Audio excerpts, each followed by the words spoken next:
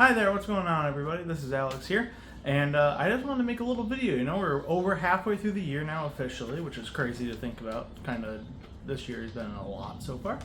But, that also means there's been a lot of movies, and I want to talk about some of my favorites today. So I think we're going to start and just break down some of my honorable mentions, ones that didn't quite make my top 10, and then we'll go into my top 10. So in terms of honorable mentions, first I gotta say one movie that me and my family really enjoyed called Primate. We watched it last time I went home to visit, and it's about a killer chimpanzee, and he terrorizes a bunch of drunk teenagers, and it's a surprising amount of fun. I didn't think very much of it when I saw the trailers, which I'm kind of sad now. I didn't see it in theaters, but it was still a lot of fun to watch at home, and it has some really, really fun practical effects, which I definitely wasn't expecting. Next up is another horror movie called Undertone. This is a A24 movie. Pretty much, there's two actors basically the entire time, and it all revolves around audio horrors. Only things that you really hear are the scary parts in the movie, which is very interesting. Definitely a scary theater experience. The speakers in the auditorium were definitely going overboard, but I really, really enjoyed it, and I think everyone should go to give it a watch. I think it's on HBO Max now. Next up is another A24 movie called The Backrooms. I'm sure everyone saw Backrooms. It was a big movie, one of the biggest money makers of the year, actually. And I liked it. I liked the original series on YouTube. I thought it was good. I don't think a lot of the scripting really worked for me. I don't think the story necessarily was one of my favorites of the year, unfortunately. But I thought the actual Backrooms themselves were brought to the big screen in a very cool way. I hope come Oscar season I get some production design nominations, because wow, I was kind of astonished at how much sets they actually built. Next up is a movie called Pressure. This is a Brendan Fraser movie with Andrew Scott, and it's a World War II historical drama, which is one of my favorite genres, kinda. And this one is all about a weatherman. So my old news pals may enjoy that one more than anybody else. But I thought it was really good. I thought Andrew Scott was really good. Brendan Fraser's really good. And overall, yeah, if you like war dramas and stuff, it's definitely one to go check out. Toy Story 5 is another one. I really liked it. I don't like it as much as one that you're actually going to see in my top 10. I'm sure you can guess by now what it is. But yeah, I thought it was really good. I liked it more than Toy Story 4. And, if they keep making these movies every 5-10 years, I don't think I'm going to be very disappointed, until all the actors start dying off. Next up is a movie called Mother Mary. This is a Anne Hathaway movie, one of her many of the year. And David Lowery, who directed, I don't know if he was a cinematographer on it, but I believe the same cinematographer from The Green Knight. And wow, this movie, there's a lot to chew on afterwards, but I feel like after watching some video essays about some other people's thoughts and my own thoughts as well, I definitely came to respect it a little bit more than what I first initially saw it. And I would like to give this one a rewatch, but it definitely stuck with me, and I think that's important.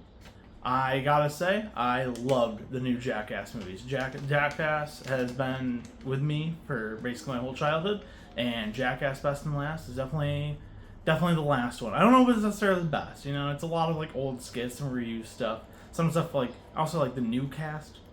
Whatever. They're fine. But I'm here for the old crew, and the old crew did not disappoint.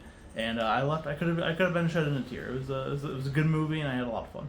The last honorable mention is another comedy movie. This one's called Stop That Train. I say it like that because every single word has a different exclamation point.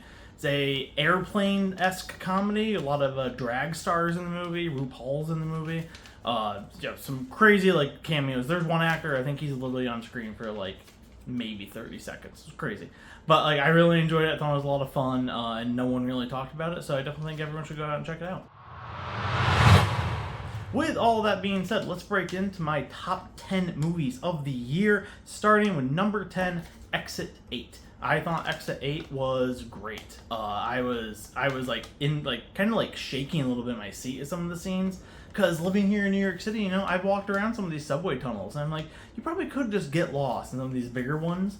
And this movie, and I know it's not New York City, but man, did it put me in that kind of perspective. I thought the main character and his drama going on with him and his wife girlfriend was also very strong. I thought the special effects worked really well, and honestly, this one just has such a great atmosphere to it, and it's one of the movies that stuck with me the most this year. I really, really like it. Number 9 is one that I kind of alluded to earlier, Hoppers. It was Pixar's first movie of the year, and it's about a girl who, as she says in the movie, avatars herself into a, beaver. She avatars herself into a beaver and goes into the mind of this little robot beaver. the movie got darker than I ever would have expected it to. And I thought that, I mean, for especially for Pixar, I mean, Pixar can get dark sometimes, but that got like really dark to the point where I was like, "Whoo!"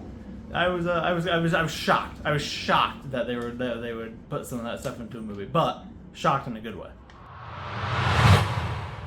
What better time to realize you don't only have a mic until about halfway through your video? With that being said, let's continue to my number 8 pick. I love boosters, and man, did I love boosters. This is a new Boots Riley movie. He made a movie a few years back called Sorry to Bother You that I was obsessed with. I remember telling all my high school friends about it. No, that movie is insane, and this one might be even more so. It's got a huge cast, and it's kind of starts off, and you think it's going to be about people shoplifting, pretty much shoplifting, and then trying to resell that stuff, and it slowly becomes a sci-fi and kind of fantasy, and it becomes a bunch of stuff like Boots Riley always does. Very, very good, like political messaging in the movie. I don't know, it's fantastic, really, really good, well shot, well acted, and I had a blast watching it. Definitely recommend. My number 7 pick is a movie 28 Years Later, The Bone Temple. Man, that's a long title now that I think about it. But I liked it even more than 28 Years Later. I thought Ralph Fiennes specifically fantastic in this movie.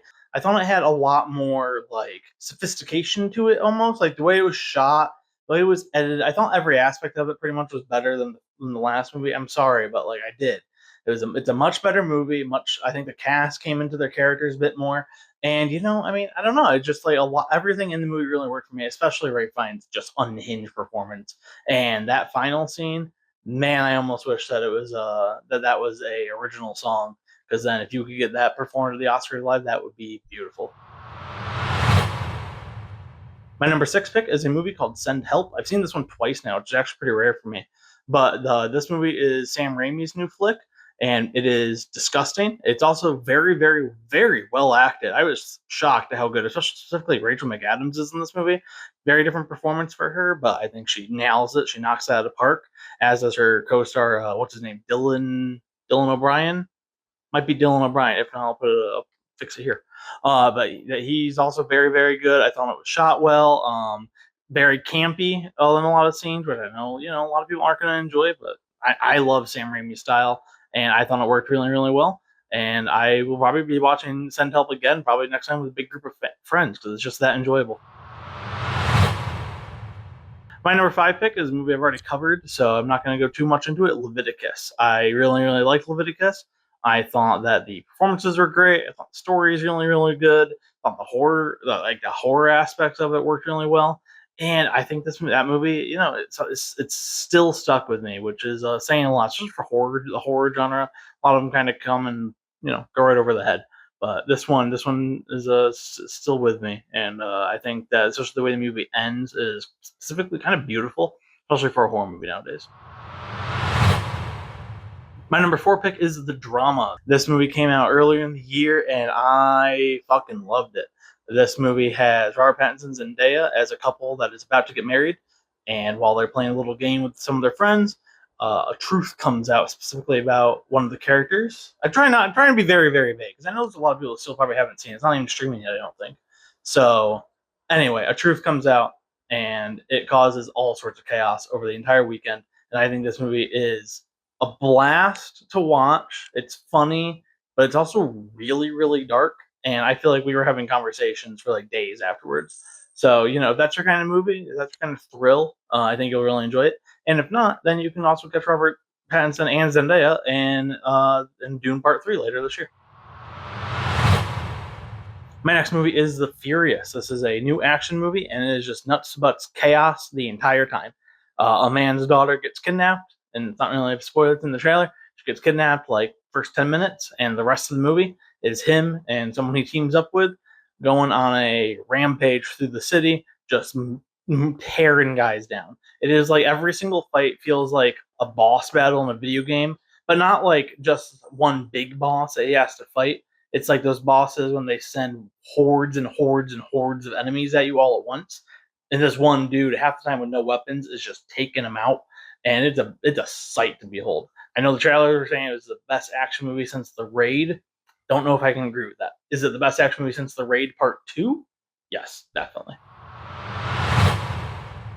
Second to last now, the runner-up is Project Hail Mary. I mean, you guys probably knew this one was coming. Ryan Gosling, incredible. We all love Rocky, and this movie. It's it's a hopeful sci-fi, which we just never get nowadays. I'm sure pretty much everyone's already seen it, but if you haven't at this point, what are you doing? Go watch it as soon as you can. Watch it on the biggest screen you can. Go to a friend's house if you have to, the one who has the big TV. You know who I'm talking about. And go watch Project Hail Mary. It's well worth your time. It's a beautiful movie. And, oh, man, it's just one of the best times I've had in a movie theater in a long time.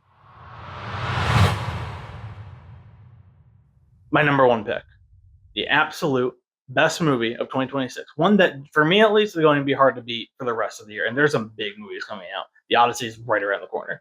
Obsession is currently my favorite movie of the year, as it is with a lot of people. I'm not going to say anything probably hasn't been said, but man, oh man, that movie, at every single scene, I was getting more and more into it.